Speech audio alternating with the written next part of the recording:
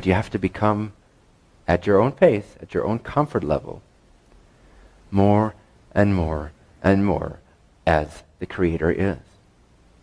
And you have to not be afraid of embracing your power. And you have to know that you're a good person, that you are an abundant being that does not perceive lack and therefore does not need to steal happiness from others in order to be happy him or herself. This is where the false humility story comes into play. It's like, well, if I am powerful, then other people must lack power. If I am happy, then other people must be lacking happiness. If I'm happy, I can only be happy by stealing it from you because there's only so much water on this planet, because there's only so much money in the banks, because there's only so much happiness around. How does God see life? How does the Creator see life? How does your higher self perceive this moment?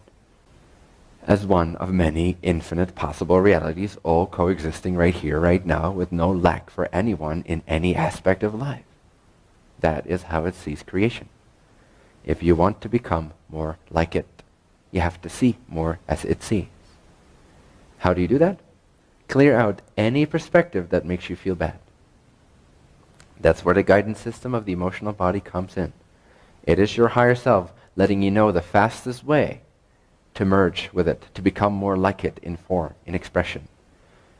Whenever you feel bad, it is letting you know that you're placing your vibration further away from the truth of creation.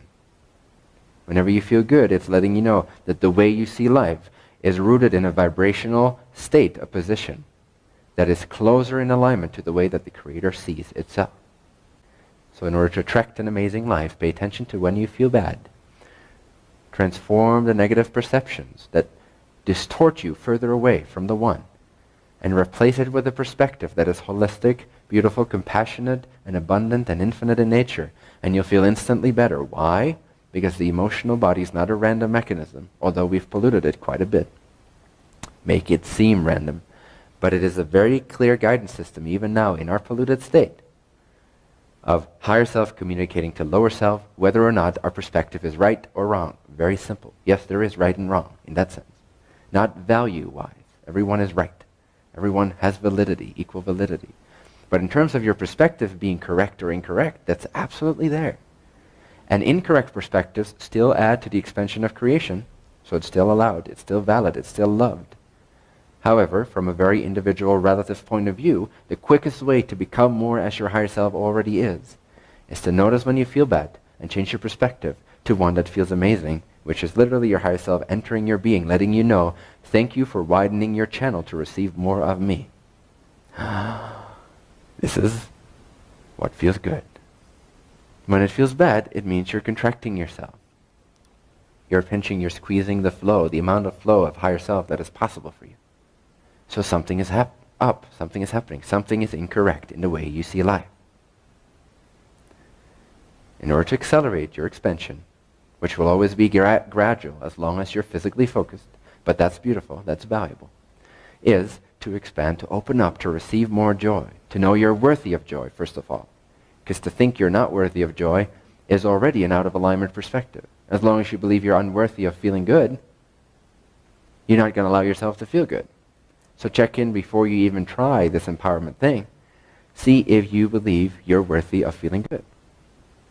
Or whether that's a bad thing, a sinful thing, an egotistical thing.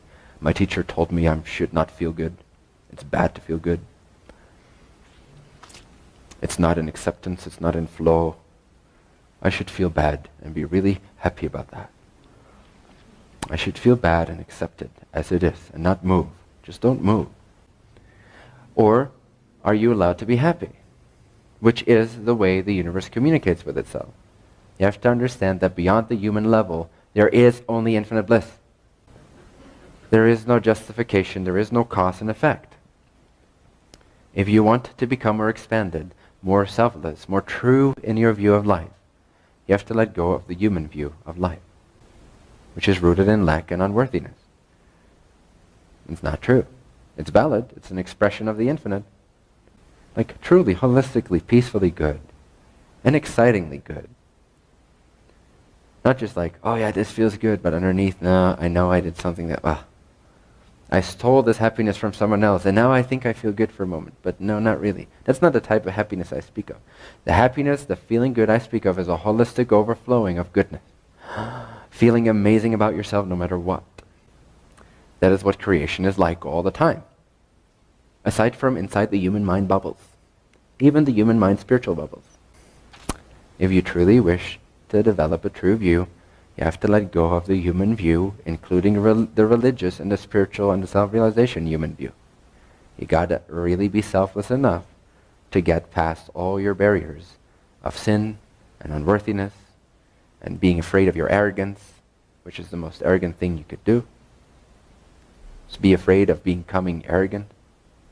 How arrogant of you to think that when you expand, you will become more egotistical.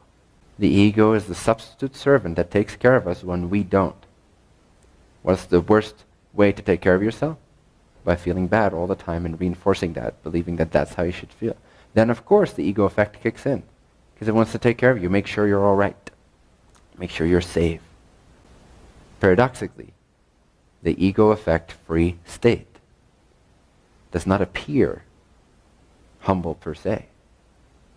It appears bright and luminous and shiny and generous and free and epic and awesome and radiant and powerful, and it stands out, but only because no one else does, not because it is arrogant.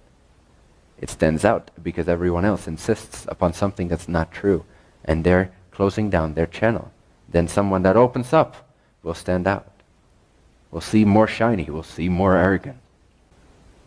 Listen to the arrogant people in this world. Learn from them. Not in a negative way. Learn from them in a harmonious way. Learn from the confident people. Learn from the shiny people. Whether in the field of spirituality or not, I don't care. Can be a business owner that's highly successful. And yes, that may have a lot of misperceptions regarding the nature of reality. But learn from their state somehow and apply it to your own harmonious, integral knowing of the goodness that you are. Start shining yourself, start radiating, start feeling more expanded beyond your chest, beyond your body. The more you feel enclosed by the body, the more that is a sign that you're seeing things in an incorrect way. Yes, there is incorrect ways of seeing things. And there is more correct ways of seeing things, more accurate, more relevant, more precise, more harmonious, more in line with all that is, being one inseparable being of infinite abundance.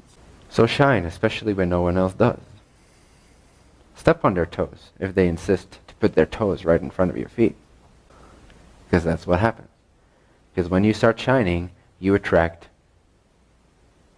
both more of the shininess as well as the opposite, making its unconsciousness more conscious to itself. How will it do that? It will attract certain shiny, standout examples. And it will bash them or embrace them. Learn from them consciously. Thank you. Or learn from them unconsciously.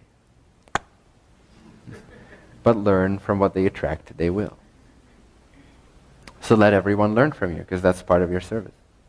In whatever way they choose to learn, positively or negatively. Accepting or rejecting. In resistance or in flow. Do not be afraid to shine. Or do. Whatever feels best. Whatever feels more precise, accurate, and correct for you. But if we could all light up a little bit more, then no one else would have to stand out as much.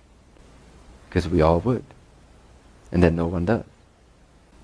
100 years from now, there won't be spiritual teachers anymore, as we know it. Hopefully. Be redundant. Be absolutely redundant. Spirituality will cease to exist. Because it's a man-made concept. It does not exist.